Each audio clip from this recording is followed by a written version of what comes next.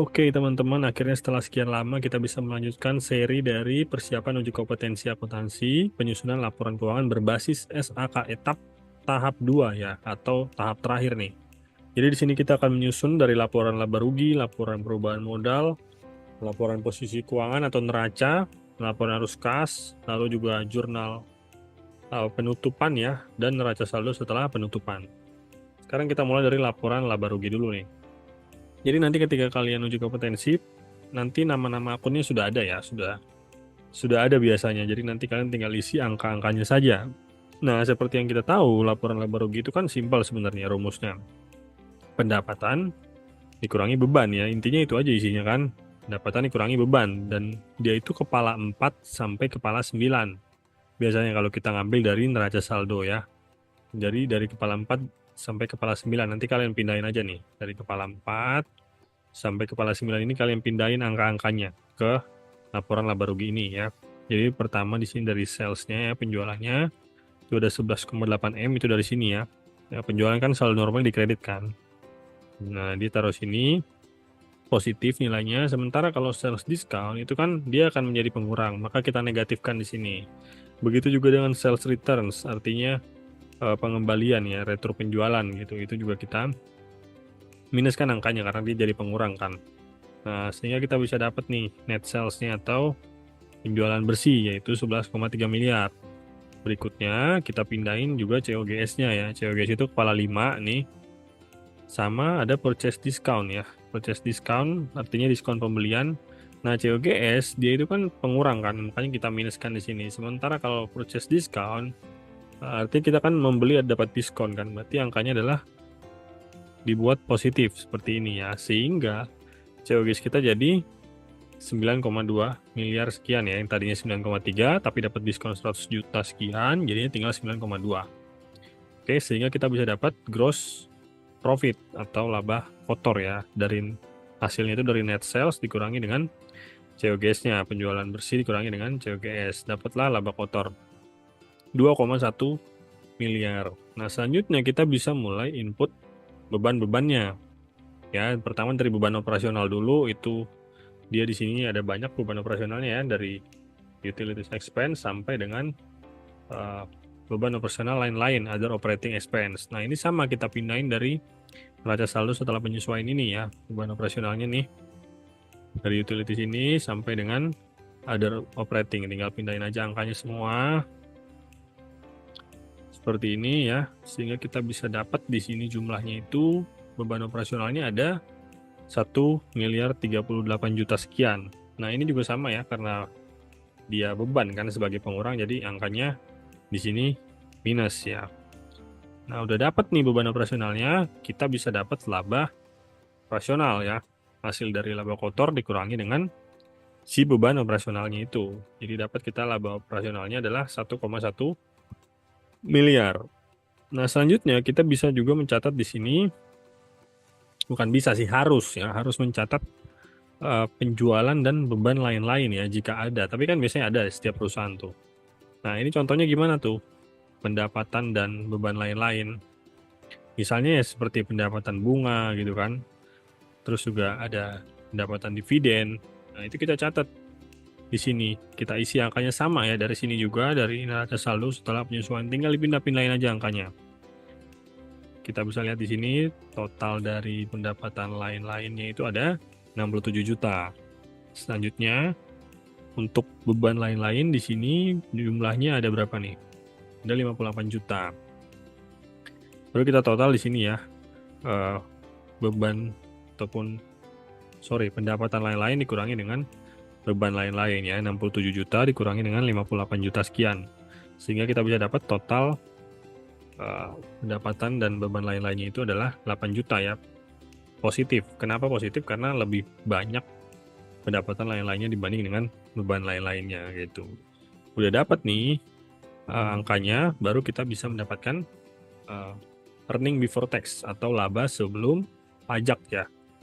Hasil dari laba operasi ditambah dengan beban dan pendapatan lain-lain. Tapi karena di sini positif berarti kan pendapatannya lebih besar kan. Sehingga laba sebelum pajaknya jadi bertambah.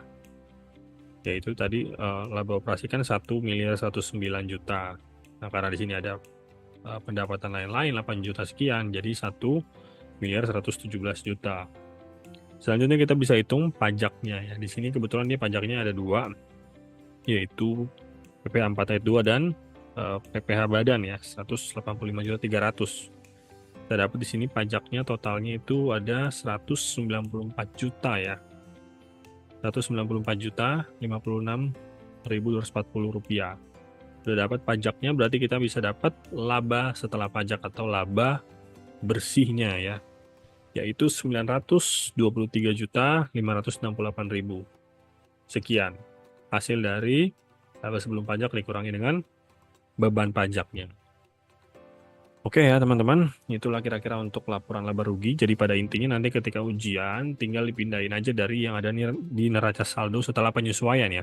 Setelah penyesuaian, karena kan sebelumnya kita udah bikin jurnal penyesuaian sampai dengan neraca saldo setelah penyesuaian. Nah, dari situ nanti kalian pindahin angka-angkanya dari kepala 4 sorry ya. Kepala 4 sampai kepala 9 ini pindahin. Itulah isi dari akun-akun laporan laba rugi. Oke.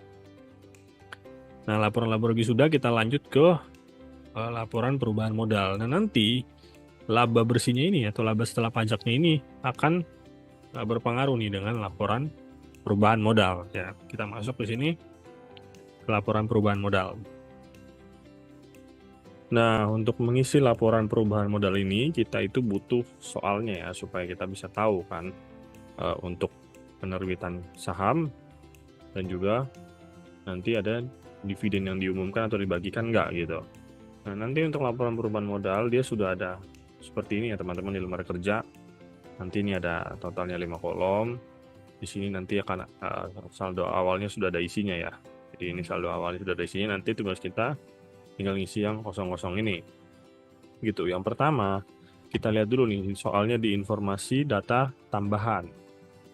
Kita lihat yang nomor 1. Tanggal 23 kendaraan dijual dengan harga 150 juta. Oh, ini penjualan aset ya, berarti nggak ada hubungannya nih dengan laporan perubahan modal. Nomor 2, ini pembelian aset. Ini juga nggak ada hubungannya dengan laporan perubahan modal. Yang nomor 3, tahun 2022 menerbitkan saham. Nah, ini menerbitkan saham berarti ada hubungannya nih dengan laporan perubahan modal. Nomor 4, pada bulan Desember diumumkan dividen. Nah, ini juga sama ya. Ini juga ada hubungannya dengan laporan perubahan modal. Berarti ini yang ada hubungannya nomor 3 dan nomor 4. Kita lihat di sini menerbitkan saham sebanyak 14.000 lembar dengan nilai nominal 25.000 per lembar. Penjualan saham tersebut mendapatkan dana sebesar 410 juta.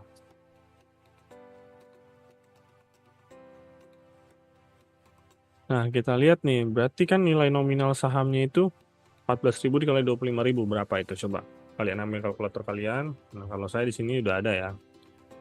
Karena pakai Excel. Nah, ternyata itu hasilnya 350 juta. Inilah nilai nominal sahamnya, nilai sahamnya ya. Tapi kita lihat di sini, perusahaan itu menerima duitnya bukan 350 juta, melainkan 410 juta.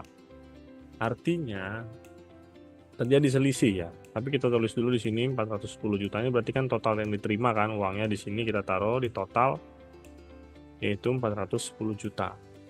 Artinya terdapat selisih ya teman-teman. Yaitu 60 juta kan selisihnya. 410 dikurangi 350 juta itu 60 juta. Nah, ini selisihnya ini adalah ini yang disebut dengan additional paid in capital ya.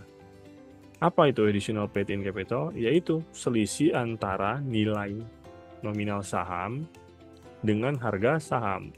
Nilai saham itu kan dia tetap ya, tidak berubah-ubah, tapi harga saham itu bisa berubah-ubah tergantung dengan permintaan gitu ya, dan atau penawaran. Jadi dalam hal ini si investor ternyata membeli saham itu di harga premium, berarti kan di atas harga nilai nominalnya gitu, sehingga ada selisih di sana yaitu 60 juta. Itulah yang disebut dengan additional paid in capital. Oke.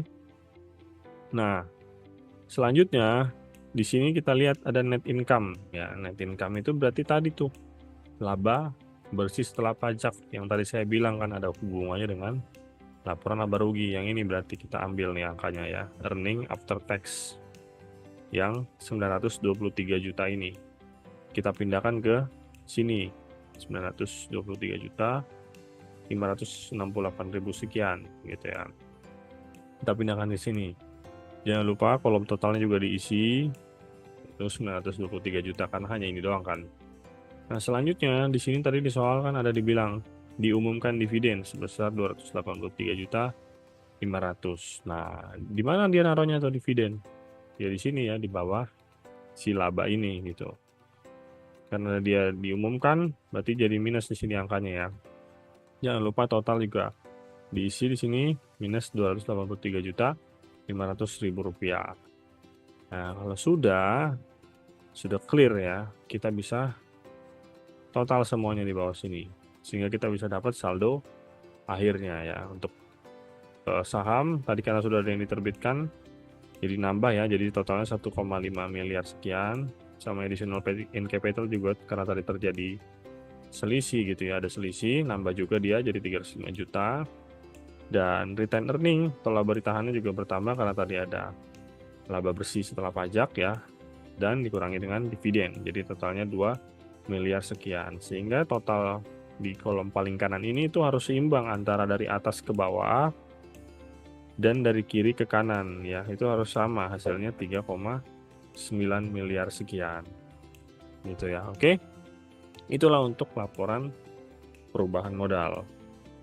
Selanjutnya kita akan masuk ke laporan posisi keuangan ya teman-teman, atau neraca. Nah, nanti si laba ditahan ini akan ada hubungannya dengan laporan neraca ini.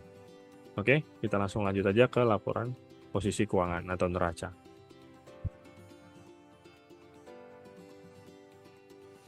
Nah, sekarang kita sudah ada di sheet daripada laporan posisi keuangan atau neraca ya. Oh iya, buat kalian yang suka nanyain ya, ini ada kertas kerjanya nggak? Dapetin file Excel-nya di mana? Gampang teman-teman, tinggal klik aja link yang ada di bio ya. Terus nanti kalian pilih ETB. Di dalam ETB itu salah satunya juga sudah ada kertas kerja untuk pelatihan uji kompetensi akuntansi ini ya. Oke, kita balik lagi ke laporan posisi keuangan. Jadi laporan posisi keuangan itu kan pada intinya kan ada 3 ya, terdiri dari 3, yaitu ada aset, lalu ada hutang, dan modal ya. Nanti saat ujian dia akan seperti ini teman-teman, sudah ada akunnya, sudah ada akun-akunnya di sini, dan bahkan sudah ada juga angka tahun lalunya ya atau tahun sebelumnya gitu. Jadi tugas kita adalah mengisi yang tahun sekarang di sini. Oke, jadi di sini nanti sudah ada akun aset yang terdiri dari aset lancar ya atau current aset, terus juga aset tidak lancar atau non current aset. Lalu ada hutang, di sini ada hutang jangka pendek atau current liabilities, dan ada hutang jangka panjang atau long term debts. Dan satu lagi itu ada modal atau ekuitas ya. Nah, ini enaknya di sini tuh gampang ngisi laporan posisi keuangan ini teman-teman. Tinggal cari angka ini aja. Angkanya dari mana? Tinggal ambil aja ya. Ambil dari sini nih, dari neraca saldo setelah penyesuaian. Yang diambil yang mana? Yaitu tadi, aset, hutang, dan modal. Nah, mereka itu dari kepala 1 sampai dengan kepala 3 ya. Jadi nanti kalian ambil yang ini aja nih. Kepala 1 sampai kepala 3 angka-angkanya. Kalian pindahkan ya. Sini misalnya cash in bank 1,2 miliar sekian, terus ada petty cash 10 juta. Pindahkan semuanya ke sini ya. Pindahkan semuanya ke sini nih. Misalnya kita keluarin angkanya ya. Nah, ya kan? Pindahkan semuanya ke sini. Nanti yang seperti allowance for doubtful ini ya. Dia di sini kan posisinya kredit kan di neraca saldo setelah penyesuaian. Maka nanti di neraca jadi minus angkanya gitu. Karena dia saldo. Seharusnya kan saldo saldo normalnya itu kan debit kan. Tapi karena dia minus, karena dia kredit maka jadi diminuskan di sini gitu. Nah, yang lain juga sama ya teman-teman, ini juga tinggal diisi aja angka-angkanya dari neraca saldo setelah penyesuaian. Begitupun juga dengan yang hutang, ya, liabilitas dan ekuitasnya ya. Jadi ini enak, ini gampang banget memang. karena udah disediain nanti pas ujian nama-nama akunnya gitu. Tinggal isi angkanya aja ya. Angkanya gampang, tinggal pindahin dari neraca saldo setelah penyesuaian. Oh iya, jangan lupa ya, hanya satu ya, kecuali satu akun ini. Nah, kalau satu akun ini jangan dari sini ambilnya. Retain earning atau laba ditahan jangan ambil dari sini ya. Khusus satu akun ini kita ambilnya dari laporan perubahan modal ya, yang terupdate. Karena tadi kan sudah kita otak-atik ya, sudah kita perhitungkan. Tadi si retain earningnya itu sudah ada perubahan angka ya. Jadi tidak lagi dari yang ada di sini, tapi dari yang sini nih, yang laporan perubahan modal atau laporan perubahan ekuitas yang terupdate itu khusus retain earning ya. Jadi nanti kalian pindahnya dari situ. Kalau yang lain sisanya itu tadi dari neraca saldo setelah penyesuaian. Oke. Semoga sampai sini bisa dipahami ya. Selanjutnya kita masuk ke laporan arus kas. Ya harusnya kita masuk ke laporan arus kas, tapi karena nanti ujian itu ada waktunya ya teman-teman. Waktunya itu terbatas dan laporan arus kas ini adalah bisa dibilang laporan yang paling sulit di antara yang lain untuk dibuat, yang artinya bakalan lebih banyak makan waktu. Maka saya sarankan kalian untuk lengkap dulu ya setelah bikin neraca atau laporan posisi keuangan. Jangan langsung bikin laporan arus kas, ini biarin terakhir aja karena ini akan makan banyak waktu karena cukup rumit. Jadi langsung lompat aja ke sini, neraca saldo tutup buku ya, neraca saldo setelah tutup buku, setelah jurnal penutup. Nah, kenapa langsung lompat ke sini? Karena ini gampang. Tinggal pindahin aja. Kalian pindahin aja angka kepala 1 sampai kepala 3 yang ada di neraca sini, yang ada di laporan posisi keuangan ya. Tinggal pindahin aja angka-angkanya. Nih ya, kita keluarin ya angka-angkanya di sini. Nah, nih ya, jadi tinggal pindahin aja. Kenapa begitu?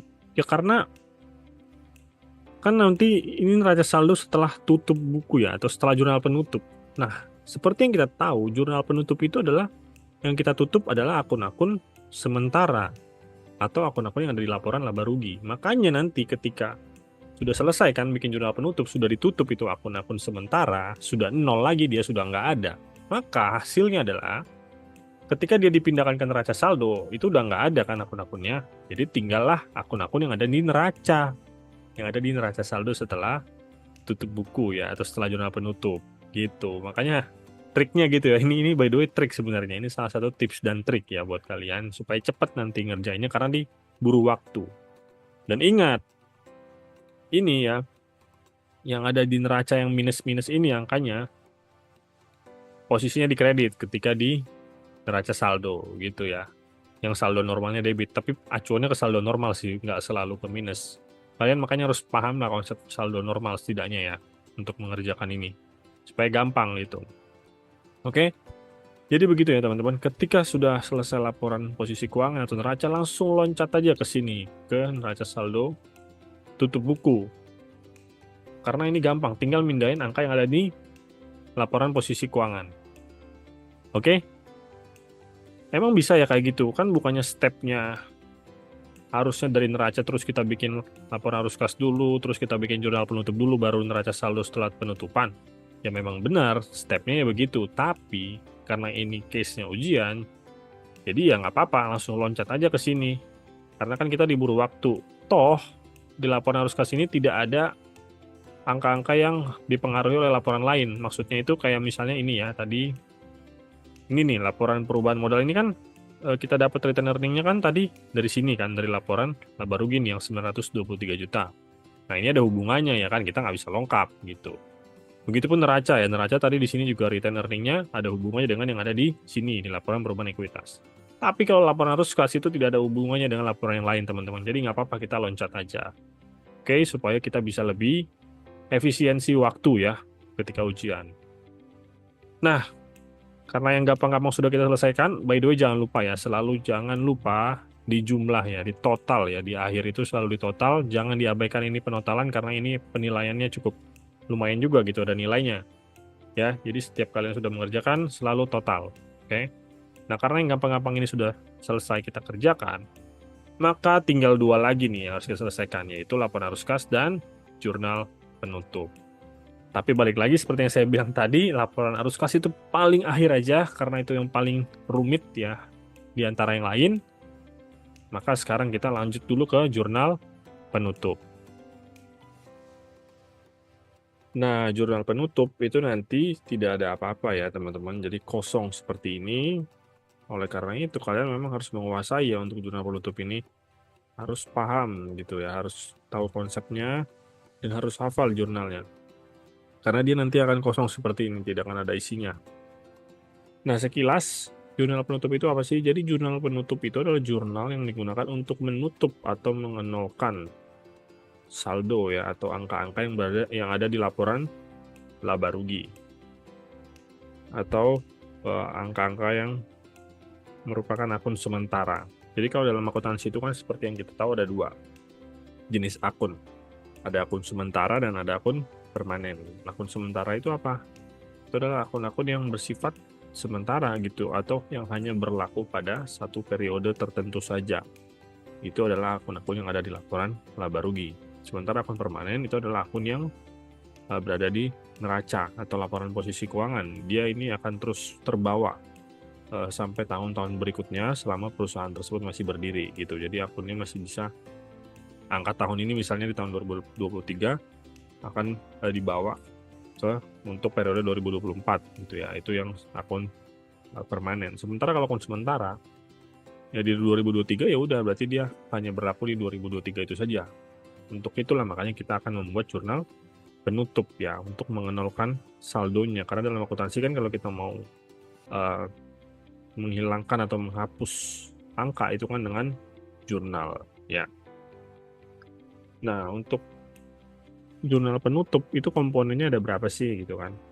Komponen yang ada di akun sementara itu ada berapa sih? Nah, kalau secara teori nanti itu akan ada 4 ya. Yang pertama yang akan kita tutup adalah pendapatan atau revenue. Lalu yang kedua beban atau expense. Yang ketiga adalah laba ruginya ya.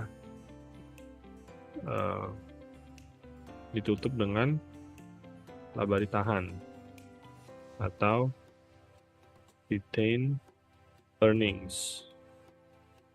Nah, yang keempat ini tergantung ya dia ada atau enggak, yaitu dividen. Karena kan belum tentu semua perusahaan mengumumkan dividen. Jadi kalau ada ya udah berarti kita buat jurnal penutupnya. Nah, dalam soal kita kan tadi kan ada ya, kita mengumumkan dividen, maka kita akan buat nanti jurnal penutupnya untuk dividen ini. Nah, karena memang jurnal penutup ini yang kita tutup adalah akun-akun yang sifatnya hanya sementara atau yang ada di laporan laba rugi, itulah sebabnya kenapa tadi ketika kita membuat neraca saldo, kita udah bisa gitu kan istilahnya. Jadi kita nggak perlu harus buat jurnal penutup dulu. Ketika tadi kita membuat neraca saldo tutup buku ini kan, tadi kita kerjain dulu kan ini. Karena akun-akun yang ada di neraca saldo tersebut adalah akun-akun yang sifatnya permanen gitu. Jadi tidak ada kaitannya dengan yang akan kita buat jurnal penutupnya gitu ya. Oke, sekarang kemudian adalah bagaimana cara menjurnalnya. Nah, namanya kita ingin menghapus gitu ya atau menghilangkan angka, berarti kan kita tinggal balik saja teman-teman. Kita tinggal balik. Gimana itu maksudnya dibalik? Kayak pendapatan ini kan saldo normalnya di mana? Kredit kan? Maka kita balik, kita pindahkan dia ke posisi debit di dalam jurnal penutup ini. Begitupun dengan beban. Beban itu kan saldo normalnya di debit, maka kalau kita mau tutup, kita pindahkan dia ke kolom kredit. Seperti itu ya. Biar nggak bingung, langsung aja ke contohnya di sini ya. Yang pertama itu ada, yang nomor 1 kita tutup dulu pendapatan ya. Kita lihat di sini. Ups, kebanyakan. Oke, kita coba langsung di sini ya. Oke. Nah, ini dia ya. Pendapatan tadi saldo normal di kredit kan. Kita pindahkan dia ke debit. Nah, ini dari mana ngambilnya? Ambilnya itu dari sini nih. Dari neraca saldo setelah penyesuaian ini ya. Dari sini akun-akunnya itu adalah yang kepala 4. Kepala 4 ya. Nah, ini nih pendapatan. Kepala 4 ke atas lah kita ambil. Nah, pendapatan itu tadi kan dikreditkan. Nah, inilah yang kita ambil angka-angka yang ada di kolom kredit ya. Ini kita pindahkan ke sini nih. Nah, jadi kita pindahkan ke debit dia di sini untuk ditutup kan. Nah, ini angka-angkanya. Lalu kreditnya apa? Kreditnya adalah income summary ya. Sebesar apa? Sebesar dari total pendapatan ini. Gitu. Oke ya. Jadi di sini ada akunnya penjualan, purchase discount, debit expense, interest revenue, rate collected, dan dividend income ya. Sesuai dengan yang ada di sini ya. Nah, yang kepala 4. Ingat kepala 4 ke atas. Gitu, semua ini kredit kita pindahkan. Oke. Nah, selanjutnya yang beban. Nah, kalau beban ini tadi kan dia saldo normalnya di debit, ya kan? Sekarang kita mau tutup, berarti kita pindahkan dia semuanya ke kredit. Tapi sebelumnya ini kok laba rugi dengan laba ditahan ya? Saya salah ketik ini, sorry. Ini harusnya laba rugi menjadi laba ditahan, maksudnya ya, ditutup menjadi laba ditahan. Oke, kita kembali ke beban. Nah, berarti kita tinggal isi aja. Dia kita pindahkan ke kredit ya, beban-beban yang ada di sini nih. Nah, ini nih ya yang ada di debit ini. Semuanya kita pindahkan saja ya teman-teman. Kita pindahkan semuanya untuk kita tutup. Oke. Kita pindahkan ke sini. Berarti kan dia kita pindahkan ke kredit kan. Berarti debitnya apa? Debitnya adalah income summary atau ikhtisar laba rugi ya. Angkanya berapa? Ya nanti ya, ini angkanya belakangan karena angkanya itu adalah penjumlahan dari seluruh beban yang akan kita tutup ini gitu. Nah, sekarang kita masukkan di sini bebannya yang ada di neraca saldo setelah penyesuaian tadi kita pindahkan semua ke sini ya. Jadi ke kredit untuk kita tutup. Nah, ini ya. Ada sales discount, sales returns allowance, dan sampai depreciation expense atau beban depresiasi dan lain-lain ya. Diingat kembali angkanya itu kita ambil dari sini, oke? Nih, yang di sini nih, kita pindahkan semua ke kredit untuk kita nolkan. Kemudian baru kita jumlahkan di sini ya, income summary, yaitu di debit, yaitu 11 miliar sekian. Oke? Nah, semoga sampai sini kalian bisa paham ya.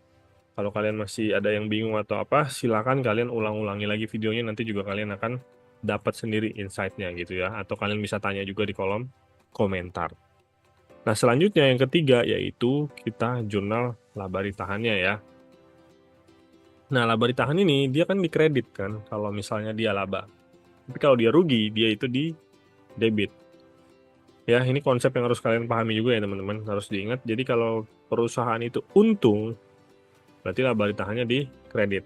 Tapi kalau perusahaan justru buntung, itu dia di debit, laba ditahannya gitu ya. Jadi di situ perbedaannya, oke? Langsung aja di sini kita jurnal berarti karena tadi kita untung ya, maka retain earning-nya atau laba ditahannya di kredit ya. Tadi kita bisa lihat di sini ya, kalau kita adalah untung di laporan laba rugi nih ya, untung 923 juta. Kita laba 923 juta sekian. Nah, maka kita tutup dia di kredit gitu. Debitnya yaitu adalah income summary sebesar 923 juta. Nah, ini tadi bisa diambil dari laporan laba rugi angkanya atau dari sini ya, dari selisih antara income summary yang ada di kredit ini pada pendapatan dikurangi dengan yang income summary di debit pada beban ya. Jadi angkanya ini harus sama teman-teman. Selisih yang ini, income summary yang keduanya ini harus sama dengan angka yang ada di laporan laba rugi. Coba kita tes ya. Ini kan tadi kita ambil dari laporan laba rugi kan angkanya. Sekarang kita tes coba selisihnya. Ini kita kurangi dengan ini ya. Nah, sama kan gitu. Jadi memang harus match karena kalau misalnya berbeda, waduh, gitu kan. Ini kan sebenarnya karena koma aja ya. Kita coba hilangkan komanya. Nah, sama ya, 923 568 971. Nah, berarti udah bener nih gitu. Tapi kalau misalnya nggak match, waduh, berarti ada something tuh yang harus kita periksa kembali. Oke, itu untuk yang ketiga. Dan terakhir yaitu dividen. Nah, dividen ini kita tutup. Yaitu berarti jurnalnya adalah retained earning pada dividen ya. Jadi dividennya di kredit, laba ditanya di debit. Angkanya dari mana? Sebesar apa angkanya? Angkanya diambil dari sini ya, dari adjusted trial balance ini. Mana tadi? Nah ini nih, sebesar 283.500.000 ini. Ya. Oke, jadi itulah teman-teman kira-kira untuk jurnal penutup. Semoga kalian bisa memahami dengan baik ya. Karena ini sebenarnya ya kalau kita paham konsepnya pasti bisa lah harusnya. Oh ya ini jangan lupa ya, apa namanya nih, kode referensinya juga diisi. Pokoknya harus lengkap lah nanti ketika ujian itu semua kolom yang disediakan terus diisi teman-teman. Dan jangan lupa terakhir adalah di total ya. Kembali lagi saya ingatkan, di total ini ada nilainya juga gitu. Jangan lupa untuk selalu total dan supaya kita juga tahu kan balance atau enggak nih. Karena kalau nggak balance, waduh, berarti ada something tuh yang something wrong gitu ya. Ada yang salah berarti harus dicek kembali. Oke, inilah jurnal penutup kita sudah selesai. Berarti tinggal satu langkah lagi yang harus kita selesaikan, yaitu adalah laporan arus kas giant killer. Oke, laporan arus kas ya. Jadi ya meskipun sebenarnya agak ribet laporan arus kas, tapi saya akan coba untuk menerangkannya kepada kalian dengan cara yang lebih simple dan lebih cepat ya. Karena memang ini juga videonya udah kepanjangan, nanti kalian bosan ya. Oke, jadi sederhananya teman-teman, laporan arus kas itu adalah laporan uang keluar dan uang masuk. Gitu aja simpelnya. Jadi yang ada di dalam laporan arus kas ini adalah yang berkaitan dengan uang keluar dan uang masuk gitu. Ya, kalau tidak ada kaitannya dengan uang keluar dan uang masuk, maka dia bukan ada di laporan arus kas, tapi di laporan lain ya, di laporan laba rugi dan lain-lain. Nah, nanti enaknya ketika ujian, itu kalian tidak usah pusing lagi memikirkan ini, nama-nama akunnya gitu, karena nanti sudah ada ini. Jadi kalian tinggal isi angkanya ya, sedangkan tinggal isi angkanya aja memang tetap ribet, apalagi nanti kalau misalnya disuruh ngisi nama akunnya juga gitu kan, makin puyeng lah pala kita. Makanya jadi nanti ketika ujian kompetensi itu udah ada nama akun-akunnya kok. Oke, jadi langsung aja yang pertama itu komponen dari laporan arus kas sudah pasti kita masukkan dulu ya. Laba bersih yang tadi ada di laporan laba rugi ya, yang ada di sini nih 923 juta. Ya, kita masukkan dulu di awal laba bersihnya gitu. Nah, nanti setelah laba bersih ada beberapa komponen laba rugi yang memang akan masuk di sini ya, seperti kayak tadi kan kita di soal kan ada pembelian dan penjualan aset. Kalau kalian ingat itu, kalian buka lagi coba di pada saat saya menampilkan soalnya gitu ya. Di situ ada di informasi tambahan, kita ada membeli dan menjual aset. Nah, itu nanti masuk di sini juga keuntungan atau kerugian dari penjualan aset. Selain itu juga nanti untuk depreciation expense atau beban depresiasi juga kita masukkan di sini untuk menambah si laba bersihnya. Kenapa kok dimasukkan? Ya karena supaya lebih real gitu ya. Supaya kita tahu nih secara real berapa sih arus kasnya dari aktivitas operasi ini gitu, dari aktivitas operasi perusahaan. Makanya jadi dari laporan laba rugi ada komponen yang tetap masuk di laporan arus kas, yaitu ya ini tadi ya, keuntungan ataupun kerugian penjualan aset dan juga depreciation expense. Nah, ini ngambilnya dari mana angkanya? Dari laporan laba rugi dong pastinya. Pertama nih bad debt expense dulu ya. Kita lihat di laporan laba rugi, bad debt expense. Nah ini ya. Nah dia kebetulan di sini positif ya angkanya. Harusnya kan normalnya itu negatif, tapi dalam kasus kita ini dia positif. Maka nanti di laporan arus kas angkanya harus kita buat minus ya. Kita buat negatif. Gitu. Selanjutnya di sini adalah dari keuntungan dan atau kerugian dari penjualan aset. Kita lihat tadi di soal. Bentar ya, saya tampilkan dulu soalnya. Nah ini ya, soalnya udah kelihatan belum nih? Coba cek dulu. Oh, udah kelihatan ya. Nah di sini ya, di informasi tambahan ini, tadi kan teman-teman ya, kita lihat di sini kita ada menjual aset ya. Nah ini nih yang nomor 1 ini kegedean ya. Nah tanggal 23 Desember 2022 kendaraan memiliki harga perolehan 279 juta. Serta akumulasi penyusutan 104.625.000 dijual dengan harga 150 juta. Nah, sekarang gimana caranya supaya kita tahu kita itu untung atau rugi dalam menjual aset ini? Ya caranya simpel aja, kita tinggal harga perolehan ini ya 279 juta kita kurangi dengan akumulasi penyusutannya 104.625. Lalu kita bandingkan dengan harga jual kita 150. Besaran mana? Besaran nilai nilai bukunya ya, nilai perolehannya atau harga jualnya. Nah, di sini ya kalau kita lihat 279 dikurangi 104.625, kalian bisa coba hitung pakai kalkulator. Di sini saya juga pakai kalkulator. Itu hasilnya adalah 174.375.000 ya. 174.375.000. Nah, berarti itulah nilai bukunya ya atau nilai perolehannya 174.375. Nah, kita jual dengan harga 150. Ya, berarti kan ada kerugian di situ kan. Kita rugi karena sebenarnya harusnya bisa kita jual di harga 174.375, tapi kita jual di harga 150.000. Artinya ruginya itu adalah selisihnya. Tinggal kita kurangi saja 174.375.000 dikurangi dengan 150 juta, yaitu adalah 24.375.000. Ini adalah kerugiannya dari penjualan aset. Nah, sehingga kita buat di sini adalah angkanya positif. Atau kalian juga bisa lihat dari laporan laba ruginya sebenarnya udah ada ya. Tadi di sini. Nah, ini nih ya. Jadi laporan laba rugi kan minus kan. Nah, di laporan arus kas kita buat dia jadi positif ya 24.375.000. Nah, ini kita bisa hilangin lagi soalnya biar lebih enak dilihat. Oke. Itu adalah untuk keuntungan atau kerugian dari penjualan aset. Selanjutnya yaitu depreciation expense. Kita ambil dari laporan laporan laba rugi ya. Nah, dari sini nih.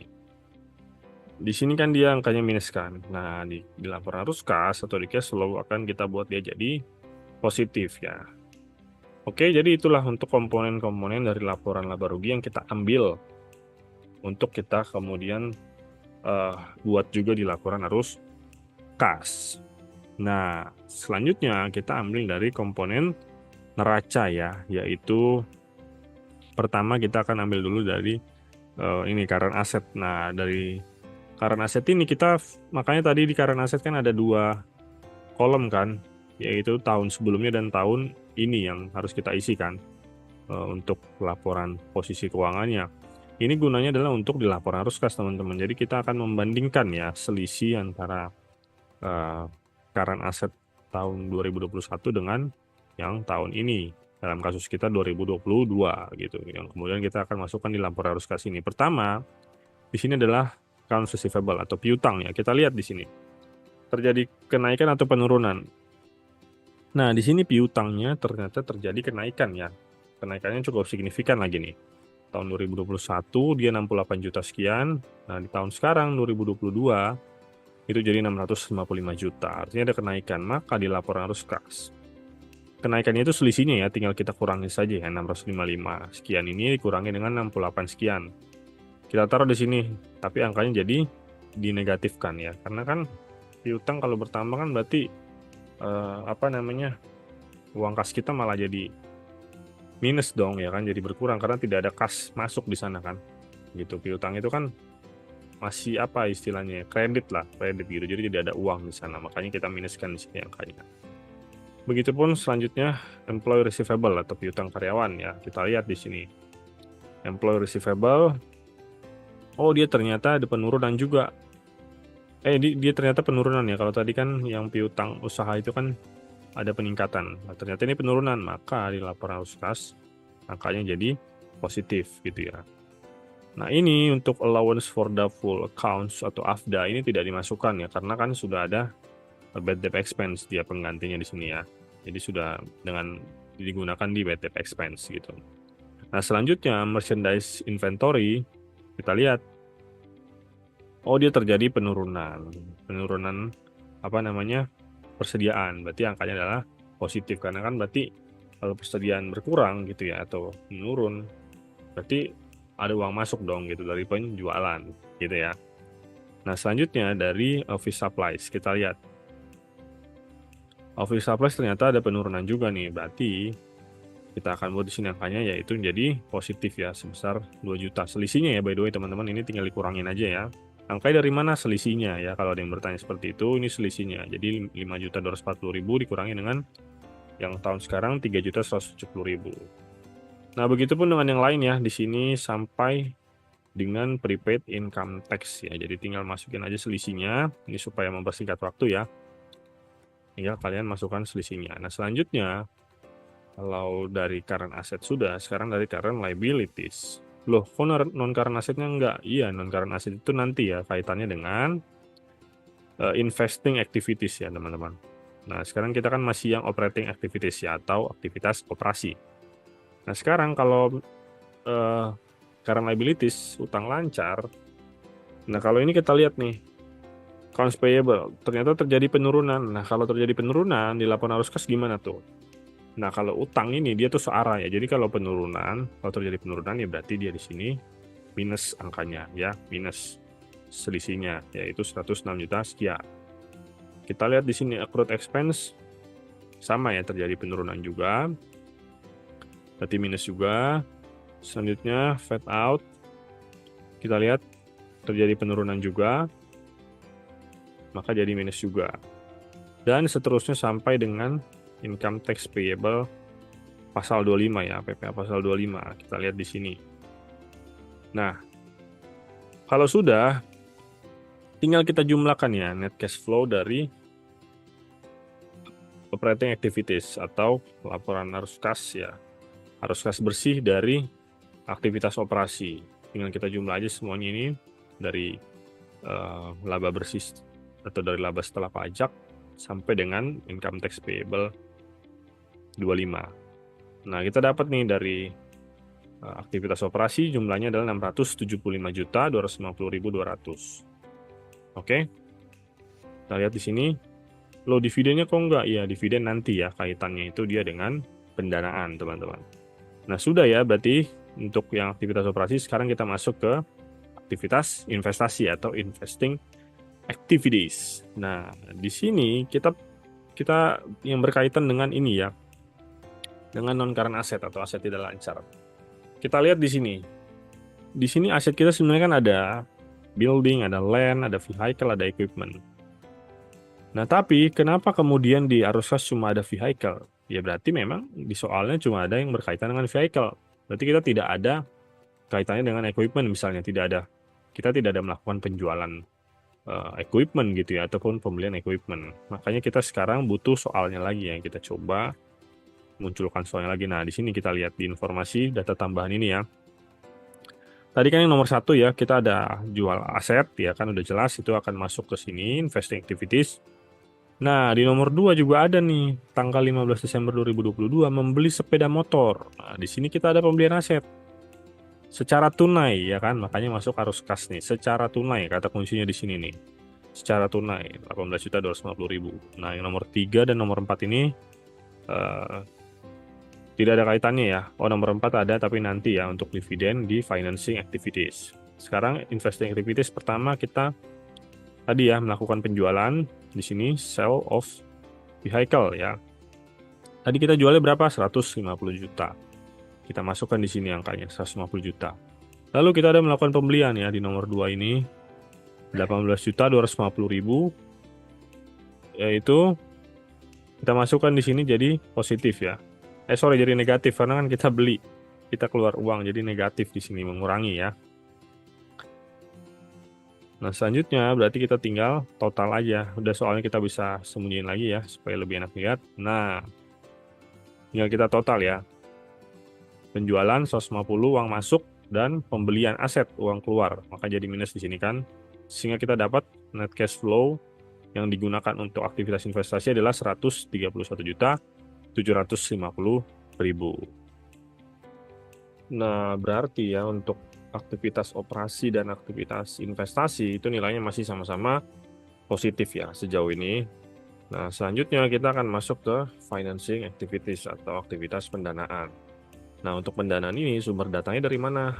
Dari laporan posisi keuangan masih ya, tapi di bagian hutang dan modal ya, di bagian sini nih. Nah, kita lihat di sini ya, tadi kan dividen belum masuk tuh.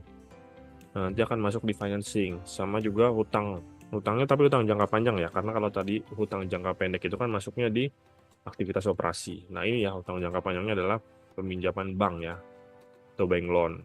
Sementara nanti untuk modalnya, itu ada 2 nih, share capital penerbitan saham dan additional paid in capital. Tapi nanti di arus kas ini dia dijadiin satu ya, menjadi issuance capital stock gitu. Jadi nanti kita jumlah di sini. Nah, pertama kita bank loan dulu nih. Pembayaran pembayaran hutang bank. Kita lihat perbandingannya. Oh, ternyata ada penurunan ya. Dari 2021 256 juta sekian, sementara di 2022 ini hutang bank kita tinggal 244 juta sekian. Artinya ada uang keluar nih untuk bayar utang bank ini gitu ya, makanya terjadi penurunan. Nah, berarti uang keluarnya itu sebesar selisihnya ya, tinggal dikurangin aja. Nanti di laporan arus kas angkanya jadi minus, karena kan kita keluar uang kan untuk bayar pinjaman bank ini. Berarti di sini adalah minus, itu di sini adalah minus 11.875.400 ya, ini selisihnya. Nah, selanjutnya yaitu adalah issuance capital stock. Kita lihat di sini. Share capital ordinary-nya ternyata ada peningkatan ya dari 2021 ke 2022. Selisihnya ini berapa nih selisihnya? Coba kita hitung. 350 juta ya. Nah, berarti nanti ini akan menambah di sini ya, di issuance capital stock-nya. Tapi belum berhenti sampai di situ ya. Karena masih ada satu lagi, additional paid in capital, ternyata juga ada peningkatan. Selisihnya ini berarti 60 juta. Artinya 60 ditambah 350 yaitu 410 juta. Nah, kita taruh di sini. 410 juta ya, terjadi penambahan modal. Nah, yang terakhir yaitu dividen. Tadi kita lihat dulu di soal ya. Nah, di sini ya. Ini tadi yang nomor 3 ini ya, terjadi kita mengumumkan mana ini nih ya. Sorry ya, nomor 3 ini tadi penerbitan saham ya. Di sini ngelihatnya 350 juta. Nah, yang dividen itu nomor 4. Dia mengumumkan dividen 283 juta 500. Kita lihat di sini di laporan posisi keuangan. Nah, tapi kita lihat nih, dia umumin 283 juta 500. Tapi kita pengen lihat berapa sih yang dibayar gitu. Karena itu yang akan kita catat di laporan arus kas ini ya. Berapa payment of dividend, berapa pembayaran dividennya. Caranya gimana? Tinggal dihitung aja ini selisihnya. 283.500 dikurangi dengan 250 juta yang tahun lalu. Berarti kan berapa tuh? 33.500. Nah, ini kita kurangi lagi dengan yang diumumkan, yaitu 283.500. Nah, berarti dapat nih yang dibayarkan itu adalah sebesar 250 juta ya dividennya. Kita taruh di sini 250 juta karena kita bayar dividen, berarti kita kan ngeluarin uang. Nah, itu angkanya jadi minus ya di laporan arus kas ini. Nah, ini ya, minus 250 juta karena kita bayar dividen kan, keluar uang gitu. Oke, selanjutnya tinggal kita jumlahkan saja ya ketiga ini, sehingga kita dapat angka untuk net cash flow from financing activities adalah sebesar 148.124.600.